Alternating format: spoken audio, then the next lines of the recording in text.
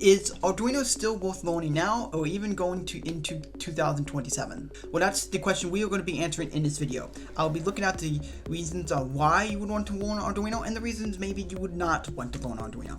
I'll be going over these reasons and giving facts as well on why these things are the cases. So without further ado, let's get started.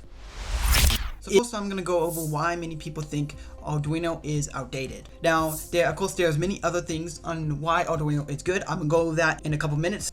Now, the first big thing that stands out with Arduino is that now Arduino has many competitors. When in the past, like 10 years ago, when Arduino was like thriving, it was like the only microcontroller around. It was like the best microcontroller like anyone who was just starting out would get their hands on. It would be something amazing. But as the years continued, more and more powerful microcontrollers began to be introduced to the world, like the Raspberry Pi, the ESP32. These microcontrollers are basically just the same thing like Arduino, but maybe a little bit difficult, but they are very powerful. You can connect to them with the internet, and maybe even cheaper than the classic Arduino.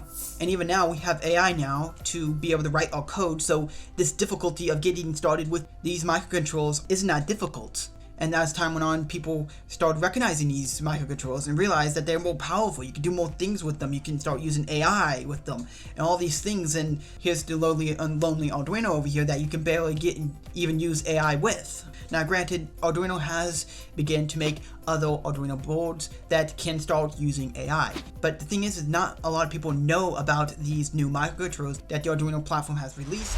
And now we're going to discuss why Arduino still would matter for you to learn. The main big thing that you would be able to see is that the big community that Arduino has built over the years. Ever since 2005, Arduino has been building this big community, and the Arduino company has really strived so hard to build a community together, make it so that learners can come together and start learning about software and hardware together. Unlike all these other microcontrollers, they do have communities, but I don't think they're that committed as the Arduino platform has been committed over the 20 years. But I could be wrong. Comment down below of what you think about these things. That's the ultimate place to figure this all out. I try to get facts that seem real to me and also what I've seen on the internet, but honestly, other people's opinions also matter as well. So go down below, comment down your opinion, also other people's opinion as well.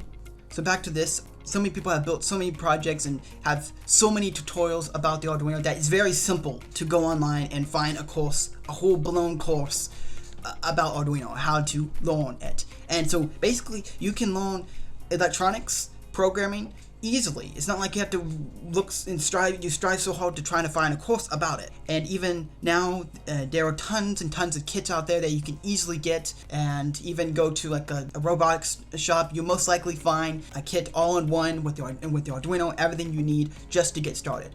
These other microcontrollers, maybe not so much, although they do have their own kits as well. But the most important thing to understand is that in the Arduino community, no matter your level, you can most likely find a place to fit within this huge community and build projects that inspire people and also inspire you as well. But of course, there is a limit to how much you can do with the Arduino.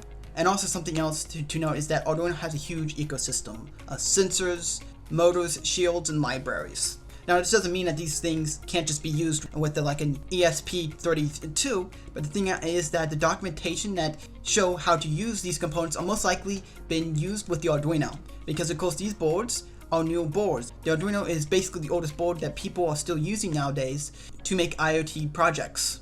So whenever you are using these other microcontrollers, you kind of have to go the extra step and understand, okay, this is a different microcontroller. How do I integrate what this is showing me using this microcontroller and use it with the microcontroller that I'm using? Of course, you could do that, but it's a little more to think, especially for a beginner. It may be a little bit complicated, but of course, it's still easily possible.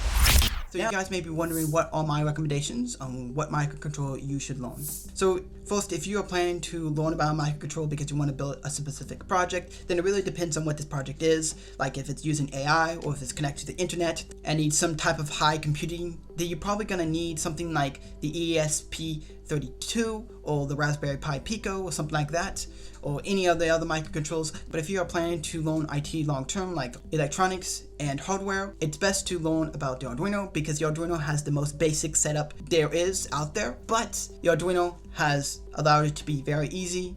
Also, if you have already known Arduino or you're more of an advanced robotics person, Arduino is probably not your choice. You probably already see it as something very simple to use. So then you probably want to build more advanced projects and things like that, so it would be best to move on to other microcontrollers as well. This doesn't mean that you have to move over to another platform. Arduino also themselves has other microcontrollers out there that can use AI, that can connect to the internet, and they have high computing processors. And so I still think that Arduino is still important to learn now and in 2027 if you are a beginner.